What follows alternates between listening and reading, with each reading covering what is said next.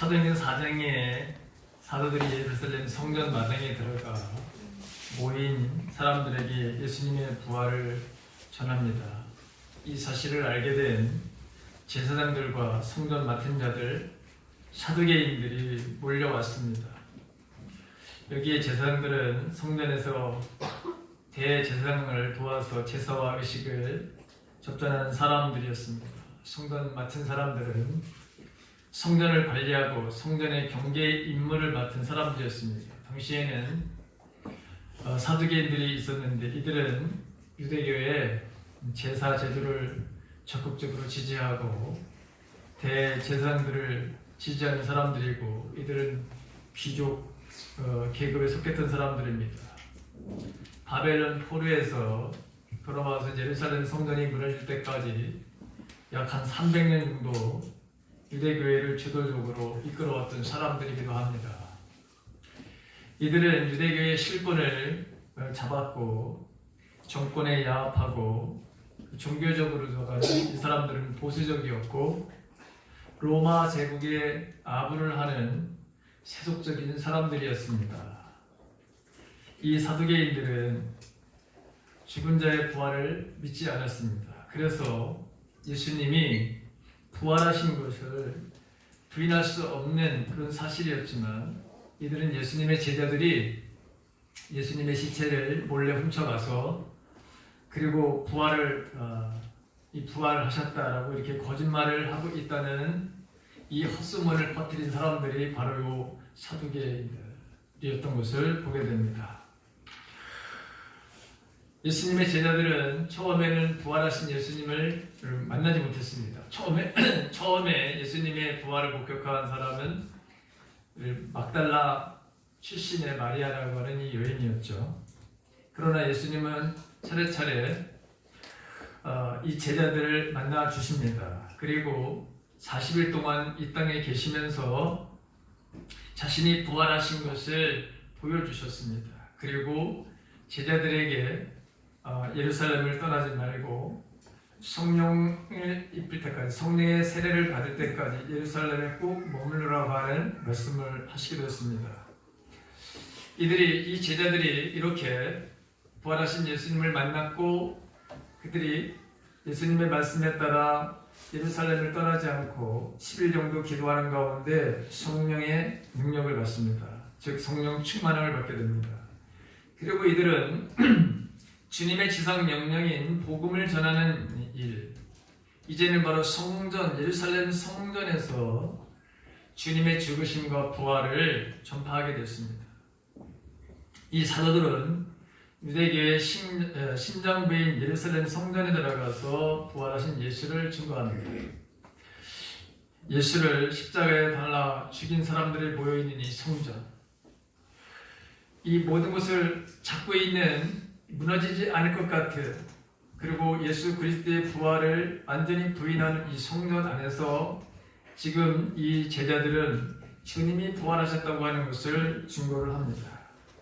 여러분, 세상말로 이들은 한마디로 간이 부은 사람들입니다. 우리는 예수님이 부활하셨다는 것을 전하는 바로 증인이라고 하는 것입니다. 증인이라는 것은 보고 들은 것을 전하는 사람들입니다. 또한 증인이란 어원을 보게 되면 순교라고 하는 것에서 나왔습니다. 죽음을 각오하고 예수의 부활을 전한다는 것입니다. 에스더처럼 죽으면 죽으리라 하는 그런 순교의 각오를 가졌습니다. 이 제자들과 특별히 베드로와 요한은 이 부활의 목격자로서 그들이 완전히 확신에 차 있는 모습을 우리가 보게 됩니다. 사도들은 주님이 부활했던 것만을 바로 전한 것이 아니었습니다. 놀라운 이적이 함께 주님이 부활하신 것을 뒷받침해 주었습니다. 사도행전 3장에 보게 되면 한날은 베드로와 요한이 함께 오후 3시에 그 기도 시간에 맞춰서 성전에 올라가게 됩니다. 그때 성전 미문이라고 하는 곳에 태어나서부터 한 번도 걸어보지 못한 안진뱅이 40이 넘은 이 사람을 그곳에다 갖다 놓았습니다. 매일 기도하러 올라가고 내려오는 사람들에게 구걸을 했던 바로 이 사람입니다. 그날도 역시 안진뱅이를 사람들이 거기다 미문에다가 갖다 놓고 구걸을 하게 했습니다. 그런데 그 기도하러 올라가는 이 베드로와 요한이 그 사람을 향해서 이렇게 말합니다. 우리를 주목하라. 은과 금은 내게 없거니와 내게 있는 것으로 내게 주노니 나사렛 예수 그리스도의 이름으로 걸어라. 그리고 그 안진뱅이를 손을 잡고 일으켜 세웁니다. 그래서 그가 발목에 곧 힘을 얻고 뛰어서서 걸으며 그들과 함께, 즉 제자들과 함께 성전으로 들어가며 걷기도 하고 뛰기도 하며 하나님을 찬양했다. 이렇게 되어 있습니다. 이 놀라운 이적이 일어났으니 부인할 수 없는 사건이 지금 펼쳐지고 있습니다. 제자들뿐만 아니라 지금 예루살렘에 있는 사람들에게 이 부활의 바로 사건이 실제라고 하는 것을 보여주고 있습니다. 사도들이 성전 마당에서 주님의 죽으심과 부활을 바로 외치고 있으니 이 제사장들과 성전의 경비병들, 특별히 이 사두개인들 입장에 보게 되면 이 사도들은 자신들을 정면으로 여러분 지금 맞서고 있는 것이죠. 정면으로 맞서고 있는 이들을 제거해버려야 된다고 하는, 없애버려야 된다고 하는 이런 생각을 가졌습니다. 그래서 이들은 죽은 예수가 부활했다는 말이나 지금 이 제자들을 통해서 너무 많은 사람들이 이 예수 그리스도를 믿는 이것을 막기 위해서, 그래서 이 사람들은 12명의 사도들을 잡아들입니다. 날이 어두워졌습니다. 그래서 이튿날까지 가둬두게 되었다고 성경은 말하고 있습니다. 그러나 이 사도들의 말씀을 듣고서 남자와 남 5,000명이나 되는 사람들이 예수 그리스도를 바로 영접했다고 하는 이 놀라운 일들이 지금 예루살렘에서 일어나고 있습니다. 그래서 이들은 더 다급해지기 시작한 것이죠. 그래서 이 사도들을 모두 다 잡아들였습니다. 다음날 아침에 이 백성들의 지도자인 관리들, 백성들의 원로들인 이 장로들, 율법학자인 바로 서기관들이 모였습니다. 그리고 대제사장 안나스, 가야바, 요한, 알렉산더와 대제사장의 문종이 다 참석하는 바로 이 공회가 바로 열리기 시작했습니다. 유대계의 최고의 실력자는 여러분 대제사장입니다. 그리고 그를 보좌하는 이 산헤드린이라고 하는 공회가 있었습니다. 의회가 있었습니다.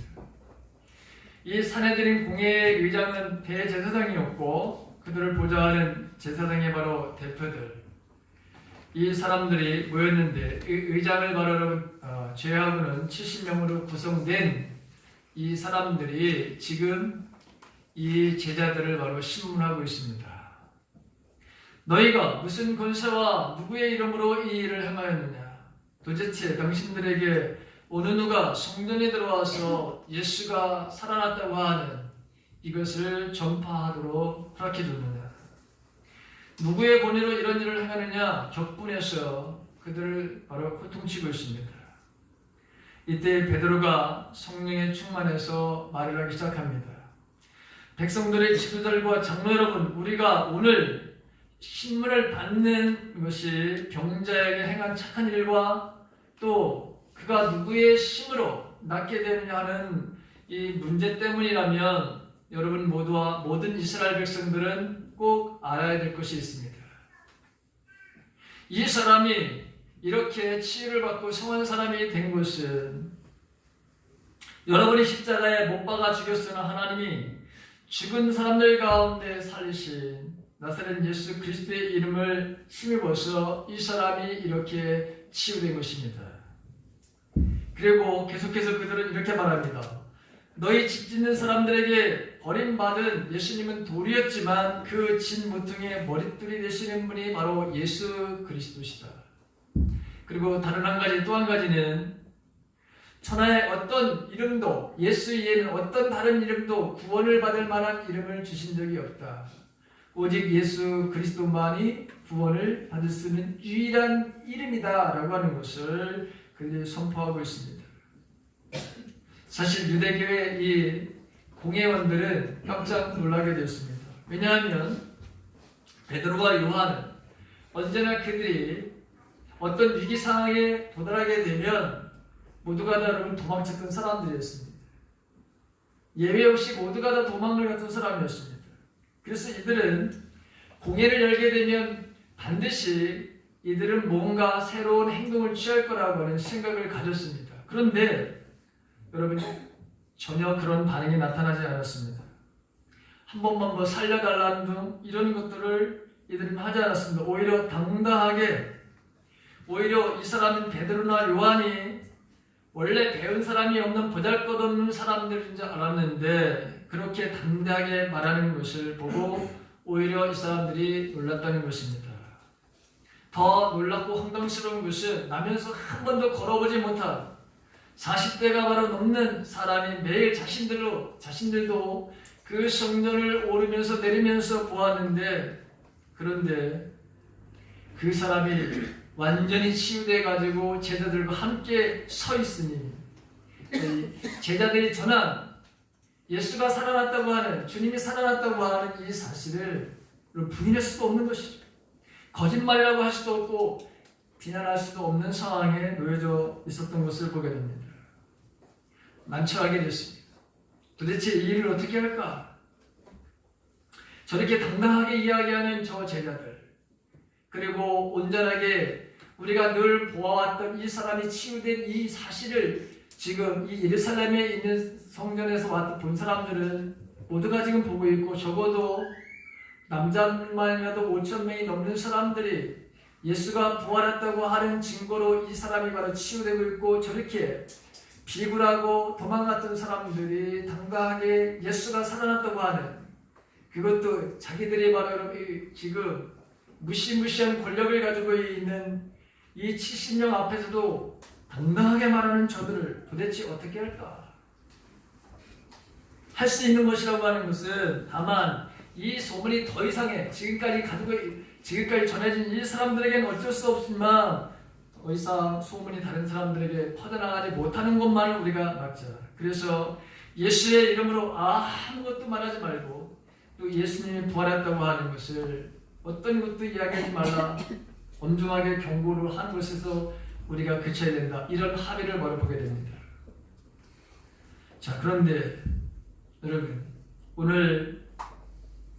오늘 자신들에게 당한 이 고난의 현장, 즉 순교를 당할지도 모르는 상황 앞에서 결코 두려워하지 않는 사람들을 우리가 보게 됩니다. 제자들과 특별히 베드로와 요한입니다.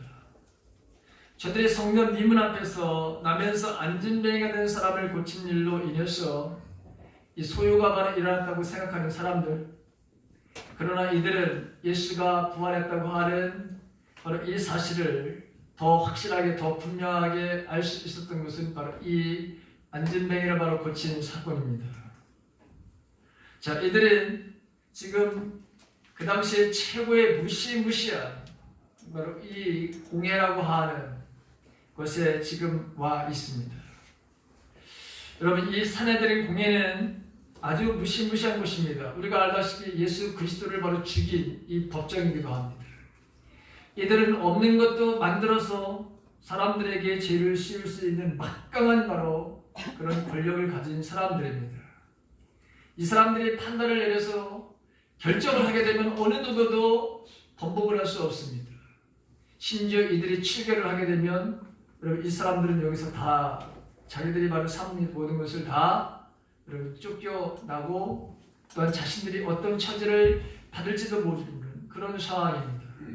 그런데 베드로와 요한은 저들의 서슬프런 핍박 앞에서도 전혀 두려워하지 않고 있습니다.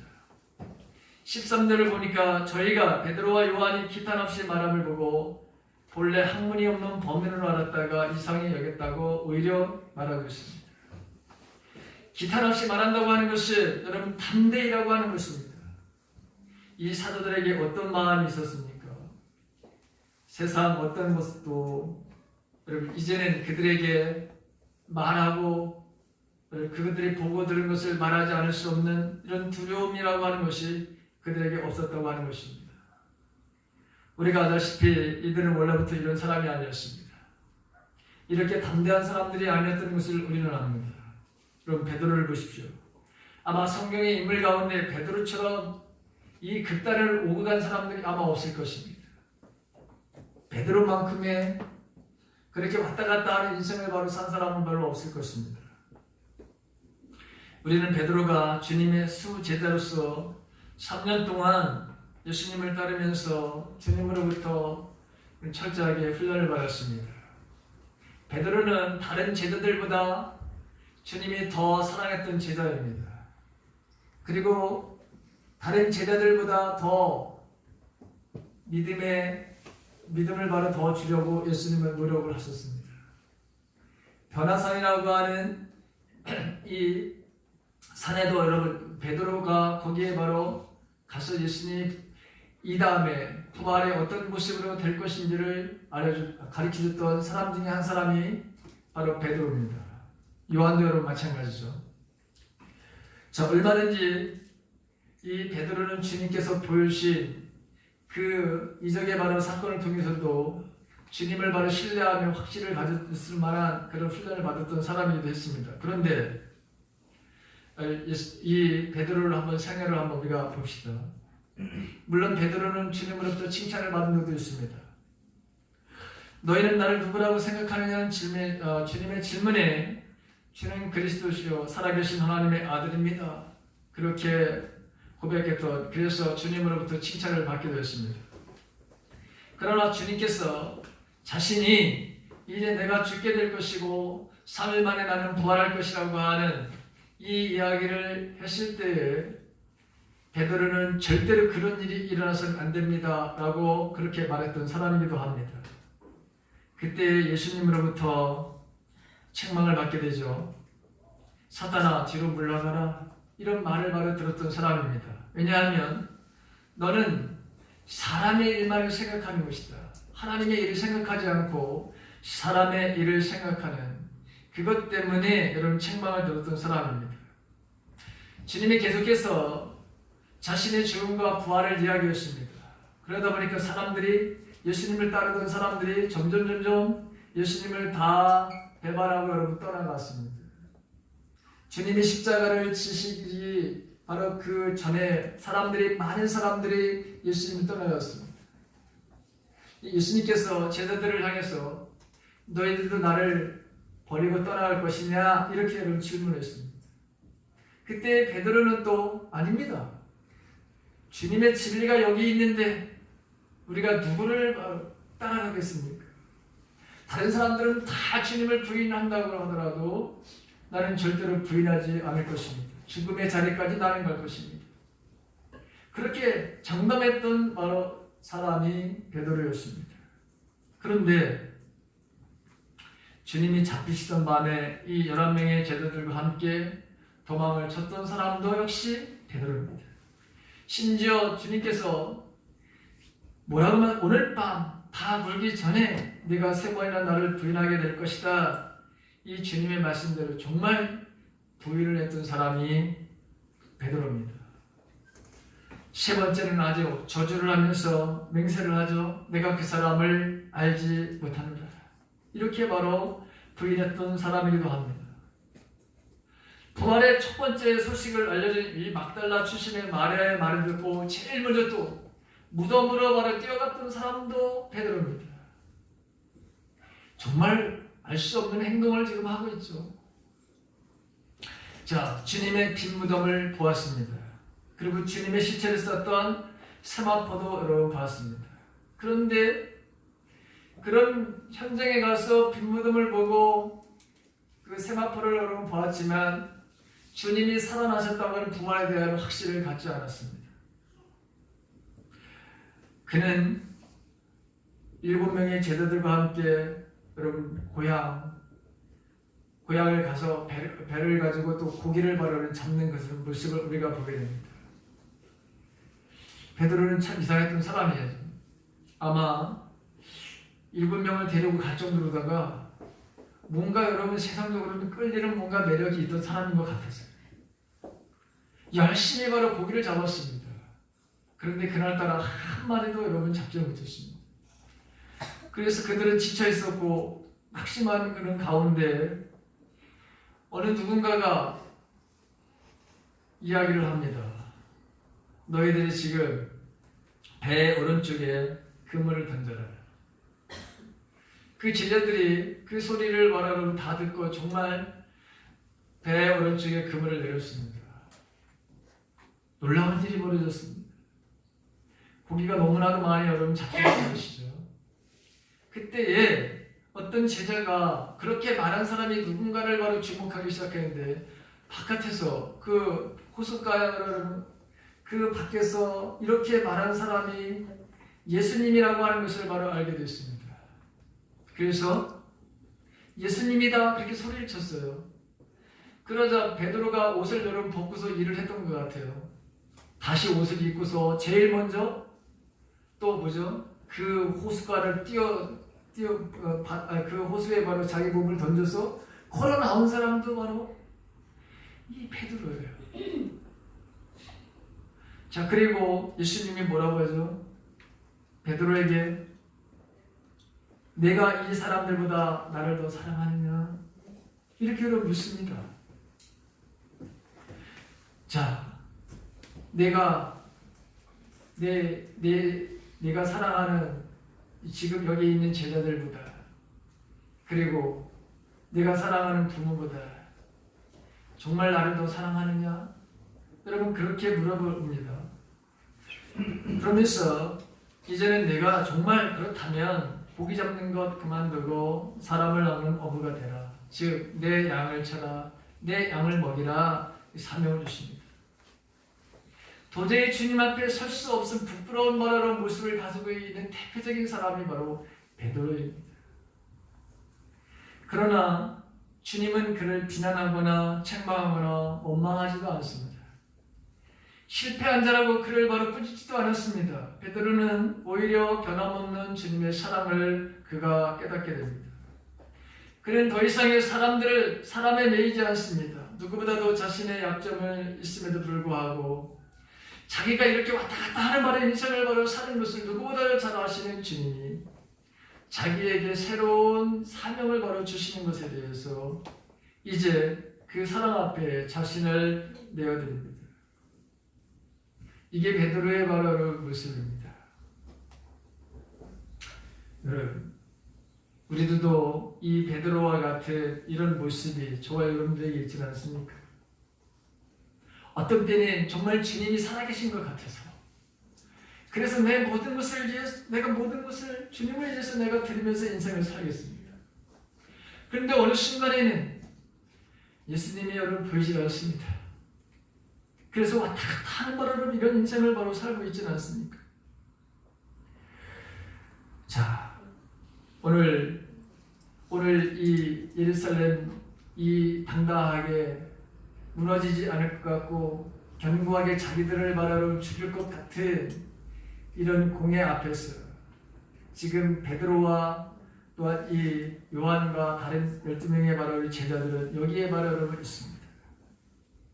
그들의 엄청난 핍박을 바로 지금 받는 죽음을 당할지도 모르는 그 앞에 바로 있습니다. 그리고 18절과 20절을 보니까 그들의 입을 막으려고 하는 사람들 앞에서 오히려 당당한 그들의 모습을 보게 됩니다.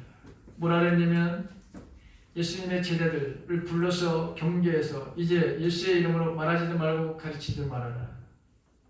그런데 베드로와 요한이 뭐라고 이야기를 하냐면 하나님 앞에서 너희 말 듣는 것이 하나님의 말씀을 듣는 것보다 옳은가 판단하라. 우리는 보고 들은 것을 말하지 않을 수가 없다. 하나님 앞에서 너희 말을 듣는 것이 하나님의 말씀을 듣는 것보다 옳은가 판단하라. 여러분 이러한 아주 분별력 있는 말을 합니다. 아주 담대하게 여러분 지혜 있는 말을 바로 하는 사람들이 되어 있는 것을 보게 됩니다. 도대체 이들이 자신들의 생명을 위협하는 가장 무시무시한 바로 여러분 세력 앞에서 어떻게 이렇게 담대해질 수 있었을까요? 그들에게는 단 하나밖에 없는 목숨마저도 내놓을 만큼 세상의 최고의 권력자들 앞에서 담대하게 당당하게 외쳤던 용기는 도대체 어디에서 왔을까요? 여러분 우리가 베드로의 얘기를 잠깐만 더 해봅시다. 예수님과 3년 동안이나 여러분 동행했습니다. 같이 먹고 같이 잤습니다. 그는 수많은 기적의 사건들을 목격했습니다. 그런데 그는 결정적인 순간에는 항상 주님과 떨어진 인생을 살았습니다. 항상 도망가는 인생, 항상 바로 피하는 바를 인생을 살았습니다. 로마 군인이 칼을 들이대고 너 예수 알지? 여러분 그렇게 물어본 것도 아니었습니다. 그 대제사장의 집에 있는 하인, 그 하인은 바로 여종이었습니다. 성경에는 바로 여러분 계집종이 와서 너 예수와 함께 있었지 그 말을 했습니다. 그런데 이런 그 말을 들은 이 베드로가 어떤 바로 행동을 했습니까? 이 계집종이라고 하는 표현은 하잘것, 여러분 보잘것없는 아무런 능력이 없는 힘이 없는 자의 바로 성령이기도 합니다. 그런데 여러분 그 하인의 말을 들었을 때 그가 어떤 모습이었는가를 여러분 우리는 잘 압니다. 그런데 오늘 이 본문 속에 만나는 베드로는 180도 다른 사람인 것을 우리가 보게 됩니다. 무엇 때문에 이들이 이렇게 되었을까? 어떤 이유 때문에 이들은 이렇게 당당해질 수 있었고 지혜로운 바로 날카로운 지혜의 분별력 있는 말을 바로 할 수 있었을까? 그 이유는 단 한 가지입니다. 부활하신 예수님을 그들이 만났기 때문입니다. 그리고 주님의 권능을 그들은 직접 체험했기 때문입니다. 예수님은 승천하시기 전에 제자들에게 말씀을 하셨습니다. 뭐라고 말했냐? 너희가 성령을 선물로 받기까지는 절대로 예루살렘을 떠나지 말라. 사도행전 1장 4절과 5절의 말씀을 보게 되면 너희는 예루살렘을 떠나지 말고 내게서 들은 아버지의 약속을 기다려라. 요한은 물로 세례를 주었으나 너희는 여러 날이 되지 않아서 성령으로 세례를 받을 것이다. 예수님이 부활하셔서 제자들에게 여러분 하신 말씀이 뭐죠? 예수님이 하신 말씀이 제자들을 향해서 평안하라. 여러분 이 말씀을 첫 번째로 하셨어요. 그리고 두 번째로 하신 말씀이 뭐냐면 성령을 받아야 된다. 성령 받으라. 이렇게 말씀하셨어요. 그리고 세 번째는 제자들에게 하신 말씀이 뭐냐면 용서의 삶을 살아. 용서하라. 이런 말씀을 했어요. 자, 성령을 받지 않으면 성령을 받지 않으면 아무것도 할 수 없다고 하는 것을 예수님은 아셨죠. 그래서 여러분 예수님의 제자들에게 성령을 받을 때까지 너희들은 예루살렘을 떠나서는 안 돼 라고 하는 이 바로 말씀을 이제는 철저하게 순종하게 됩니다. 그래서 이들은 성령의 충만함을 받고 날마다 여러분 성전의 미문에 앉아있는 그 앉은뱅이를 향해서 그죠? 나는 금이 없어. 나는 은이 없어. 그러나 내가 가지고 있는 것이 있어. 나에게 있는 것, 예수 그리스도의 이름의 권세. 그것을 바로 나는 너에게 바로 행할 거야. 하면서 그 한 번도 일어나지 못한 40세가 넘는 얼마나 고통스러웠을까요, 여러분? 여러분 이 얼마나 여러분 사람들에게 비난과 조롱을 받는 바로 인생이었을까요? 그런데 바로 자신들이 예수 그리스도의 이름으로 자신들의 삶들 속에서 놀라운 일이 일어나는 것을 여러분 경험했던 것이죠. 요한복음 14장 12절에 보게 되면 예수님이 이런 말씀을 하십니다. 나를 믿는 사람은 내가 하는 일도 하거니와 할 것이고 그 다음에 그보다 더 큰 일을 하게 될 것이다. 주님의 말씀이 자신들의 삶들 속에서 이루어지는 것들을 체험했습니다. 부활하신 주님을 만났고 성령의 능력을 받으니까 앉은뱅이를 바로 일으키는 놀라운 권능을 바로 권세를 그들이 바로 체험하게 됩니다. 여러분, 왜 우리는 자주 넘어지는 삶을 살까요? 왜 우리도 예수님의 바로 제자들과 같이 특별히 베드로의 바로 여러분의 삶을 보게 되면 이 베드로가 부활하신 주님을 만나기 전에 바로 삶이 꼭 우리들의 바로 삶과 같지 않습니까? 저와 여러분들의 바로 삶의 일면을 바로 보여주는 것이 주님을 만나지 못했던, 부활하신 주님을 만나지 못했던 베드로의 바로 여러분 삶이 아닙니까? 왜 조그마한 위협과 고난 앞에서도 주님 없는 것 같은 말과 행동을 하면서 우리는 살까요?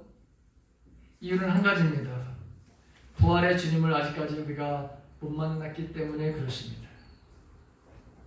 인격적인 주님과의 관계가 친밀하지 않기 때문입니다. 지금 베드로는 자신들의 입을 막으려는 자들에게 20절 하반절에서 외치고 있습니다. 우리는 보고 들은 것을 말하지 아니할 수가 없다.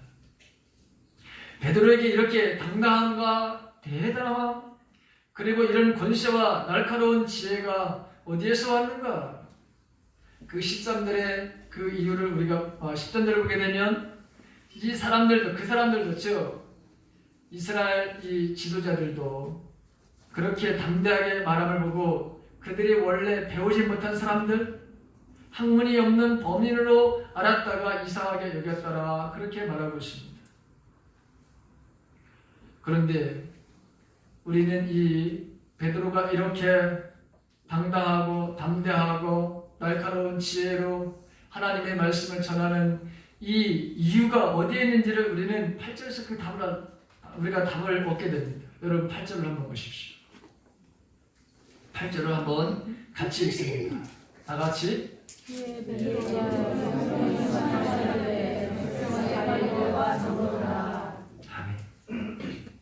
베드로가 성령이 충만하여 이르되 여러분 부활의 주님을 만나기까지 주님께서 약속하신 성령의 세례를 받기 전까지는 베드로에게는 이러한 바로 일들이 일어나지 않았습니다. 성령이 충만해지니까 그런 지혜도 생기고 날카로움도 바로 생기게 되었던 것이고 담대함도 생기고 당당함도 바로 생겼다고 하는 것입니다. 그 누구도 감히 범접할 수 없는 주님의 주시는 권세를 가지게 된 사람이 되었다고 하는 것입니다. 오늘 우리는 사도 베드로를 보면서 전에 주님을 부인했던 그 나약한 베드로가 아닌 것을 그 사도들이 아닌 것을 보게 됩니다. 베드로는 성령에 사로잡힌 자가 되었습니다. 그래서 이 공회 앞에서도 강하고 담대하게 주님을 드러내는 사람이 되었습니다. 주님의 부활은 분명하고 확실하다. 그리고 여기에 바로 그 주님이 부활하셨다고 하는 확실한 증거가 40년 동안이나 한 번도 걸어보지 못한 이 사람, 이것이 바로 주님이 부활하셨다고 하는 것을 증거다라고 하는 것을 그들이 보여주고 있습니다.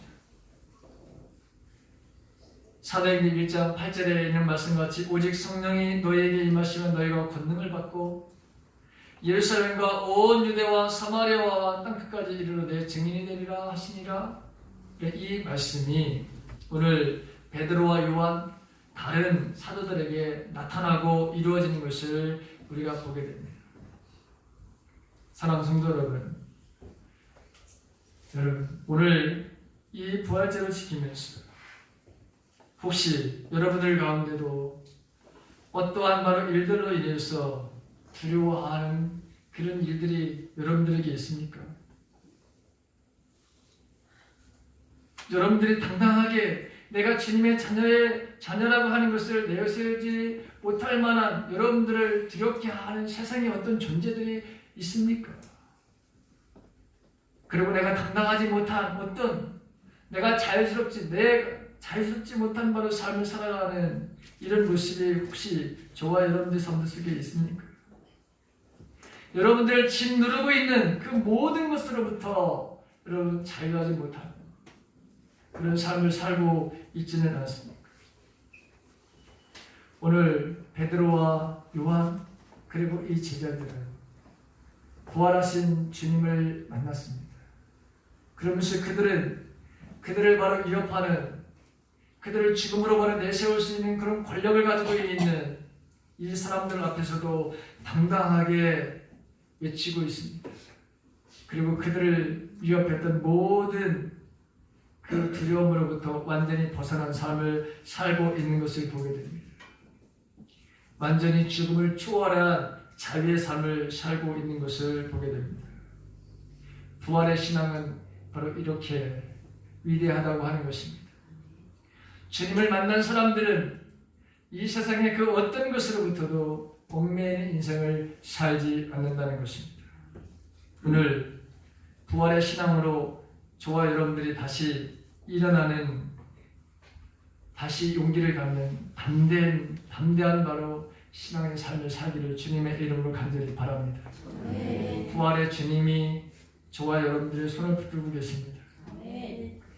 부활의 신앙으로 여러분들을 짓누르고 있는 그 모든 것들로부터 자유하시기를 주님의 이름으로 간절히 축원합니다. 자, 이 시간에는 이제 이 부활하신 주님을 축하하는 찬양을 함께